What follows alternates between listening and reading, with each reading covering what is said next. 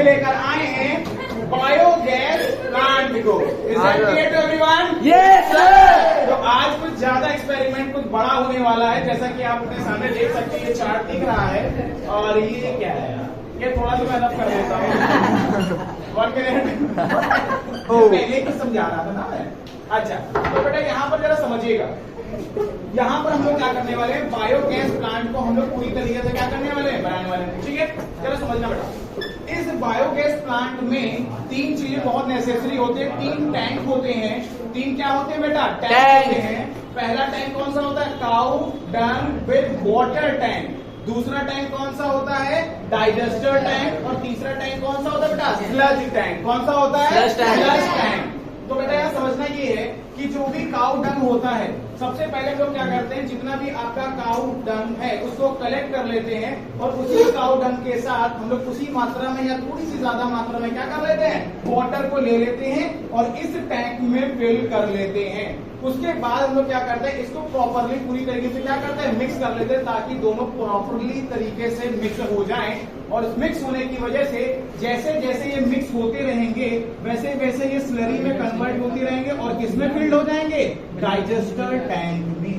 अब क्लास समझने वाली बात ये है कि सबसे ज्यादा जो इंपॉर्टेंट प्रोसेस होती है वो कहाँ होती है, आपके स्लरी टैंक यानी कि डाइजेस्टर टैंक में होती है। क्योंकि डाइजेस्टर टैंक में अगर हम बात कर सकते हैं तो जितना भी आपका काउडंग होता है उसमें एक बैक्टीरिया प्रेजेंट रहता है। उस बैक्टीरिया का नाम क्या होता है, मेथेनोजेन बैक्टीरिया।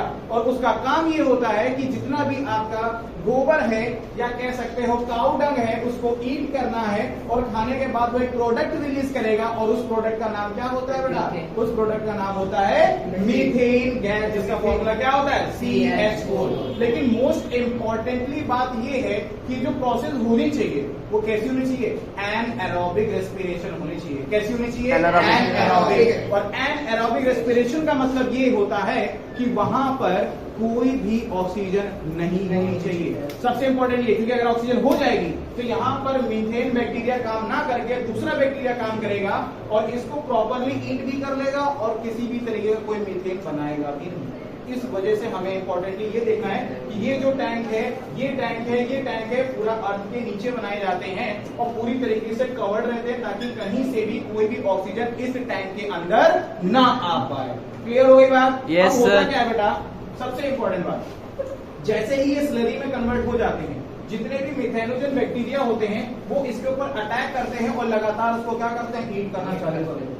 और ईट करेंगे तो एक मीथेन गैस रिलीज करते हैं और साथ ही साथ क्या रिलीज करते हैं बेटा, CO2 भी रिलीज करते हैं। अब दोनों का परसेंटेज होता है, जरा ये थोड़ा गौर फरमाइएगा कि 50 से 55% आपकी क्या बनती है बेटा, मीथेन गैस। क्या बनती है, मीथेन गैस। और वही 45 to 55% क्या बन जाती है बेटा, CO2। लेकिन अगर आपको मीथेन गैस का फॉर्मेशन ज्यादा परसेंटेज में कराना है तो आप क्या कर सकते हो, मार्केट से मीथेनोजेन बैक्टीरिया परचेज कर सकते हो और उसको आसानी से आप अपने डाइजेस्टर टैंक में यूज करके ज्यादा प्रोडक्शन कर सकते हो, किसकी, मीथेन गैस की। ठीक है, अब उसके बाद बेटा होता क्या है कि जैसे जैसे ये आपका जितना भी अमाउंट ऑफ जो भी काउडंग है वो यूटिलाइज होता जाएगा तो कुछ ना कुछ वेस्ट प्रोडक्ट भी तो बचेगा।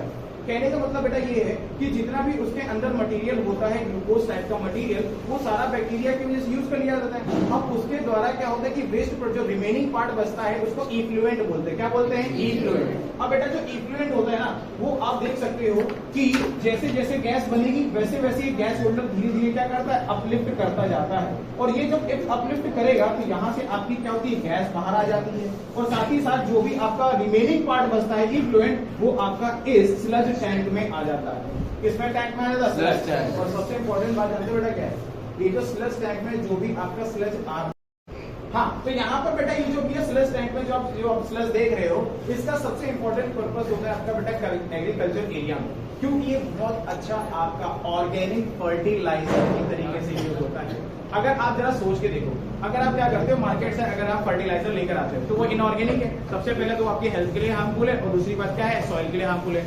अब जैसे जैसे सिनेरियो चेंज हो रहा है वहां पर क्या बोला जा रहा है कि आपको क्या करना है, ऑर्गेनिक फार्मिंग करनी है। तो ऑर्गेनिक फार्मिंग के लिए आपको ऑर्गेनिक फर्टिलाइजर भी चाहिए। अब ये बताइए कि इस प्रोसेस से आपको क्या क्या फायदा मिला। सबसे पहला फायदा क्या मिला, काऊ डंग के पैसे देने पड़े क्या? No sir. नहीं ना, वो तो ऑटोमेटिकली मिल गया। वैसे भी आप चट्टा आगे वाला। चलते चलते रोड पे भी मिल जाता है, क्योंकि एक कदम बढ़ाओगे तो यहाँ पर गोबर गैस है क्या, फिर यहाँ बढ़ाओगे यहाँ पर गोबर गैस है क्या। तो भैया गोबर की कमी इंडिया में नहीं है। तो भैया यहाँ पर ये मिल गया फ्री ऑफ कॉस्ट। उसके बाद ये अंदर गया, अगर आप चाहते हो मीथेन गैस ज्यादा बनाना तो बाहर से परचेज कर लो, अगर नहीं चाहते हो तो उसके अंदर प्रेजेंट है एज इट इज यूज कर लो। तो यहाँ पर ये भी प्रोसेस हो गई। अब अगर आपके पास एग्रीकल्चर एरिया है या नहीं भी है तो फैक्ट्रीज क्या करती हैं कि जो भी आपका स्लज निकला है इसको बहुत अच्छी तरीके से कन्वर्ट कर लेती है, किसमें, आपका ऑर्गेनिक फर्टिलाइजर में, और उस ऑर्गेनिक फर्टिलाइजर का यूज कहाँ कर लेते हैं, एग्रीकल्चर में, ताकि वहां पर प्रोडक्शन क्या हो सके, ज्यादा हो सके। तो ये पूरा बेटा क्या है, आपका पूरा प्रोसेस है। ठीक है, अब एक काम करते हैं, अब इसी मॉडल को हम छोटे से मॉडल के अंदर देखेंगे।